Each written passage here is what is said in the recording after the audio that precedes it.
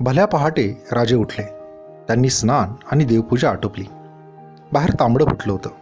येसूबाईंनी स्नान आणि देवपूजा उरकली. तितक्यात सुभेदार आत आला. राजांना सांगू लागला, राजे, बाहेर पालखी, मेना, भोई सारं तयार आहे.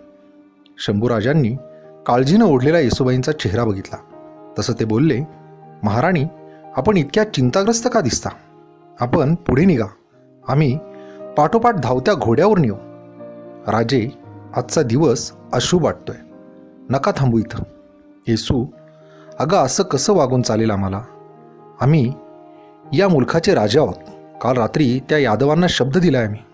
सुभेदार, ते यादव पहा, येतीलच आत्ता. ते गेलेत कुठं? सुभेदार सांगू लागले, राजे, काल रात्रीपासून ते यादव बंधू देवडीवर ठाण मांडून बसले आहेत भूतांच्या दूतासारखे. ऐकलंस येसू? अगं टाहो फोडून रडणाऱ्या लेकराकडे पाठ फिरून माता पुढे जाऊ शकत नाही आणि दारात न्याय मागण्यासाठी उभे असलेल्या रयतेला ओलांडून राजा पुढे जाऊ शकत नाही. सुभेदार पुढच्या वर्दीसाठी बाहेर निघून गेला. येसूबाईंच्या पाठोपाठ शंभूराजे आतल्या दालनात आले. मात्र येसूबाईंच्या हृदयातला काळजीचा थेंब त्यांना स्वस्थ बसू देईना. त्यांनी आवेगाने बाजूच्या खांबावर हात ठेवला. त्या मुसमुसू लागल्या. ते दृश्य पाहून राजांना आश्चर्य वाटले. ते महाराणींच्या जवळ जाताच येसूबाईंनी त्यांना मिठी मारली. वेलीने वृक्षाला घट्ट विळखा घालावा तशी.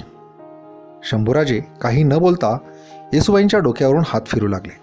येसूबाईंची समजूत घालत मध्येच त्यांची गंमत उडवत शंभूराजे बोलले, अख्खा महाराष्ट्र आपल्या करड्या शिस्तीच्या धाकाखाली ठेवणारी आमची महाराणी एखाद्या सामान्य घरेलू स्त्रीसारखी वागू शकते? कुठे गेला तो तुमचा धाक, दरारा, ती शिस्त? शंभूराजे ऐकायला तयार नव्हते. न्याहारीपर्यंत न्यायदान आटोपतो आणि लगेच पाठोपाठ निघतो, असा राजांनी येसूबाईंना शब्द दिला. बाहेर निघायची तयारी झाल्याचे पुन्हा एकदा सुभेदारांनी येऊन सांगितले. तेव्हा शंभूराजे येसूबाईंना बोलले, तुमच्या पालखी मेण्यांसोबत 800 घोडी निघतील. इतकी कशाला? मग आपणासोबत कोण आहे? येसूबाई बोलल्या, 400 घोडा आहे आमच्याबरोबर. नको नको, राजांचं संरक्षण महत्त्वाचं. नको येसू, अगं त्या दुर्गाबाईंच्या आणि राणूच्या आठवणींचे निखारे जन्मभर जाळत राहिले आहेत आम्हाला. उगाच तुम्हावर कोणते अरिष्ट नको. आपण असे करू, मिळूनच जाऊ. नको नको, तुम्ही तडक पुढे निघा. अंतःपुरात दुसरे कोणी नव्हते. येसूबाईंनी शंभूराजांच्या पायावर आपले डोके ठेवले. तिथे आसवांची उष्ण फुले वाहिली. त्यांची ती अवस्था पाहून शंभूराजांनाही भरून आले. त्यांनी आपल्या लाडक्या महाराणीला वात्सल्याने पोटाशी धरले.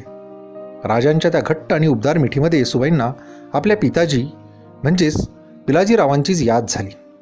येसूबाईंच्या डोळ्यातले अश्रू हलक्या बोटाने पुसत शंभू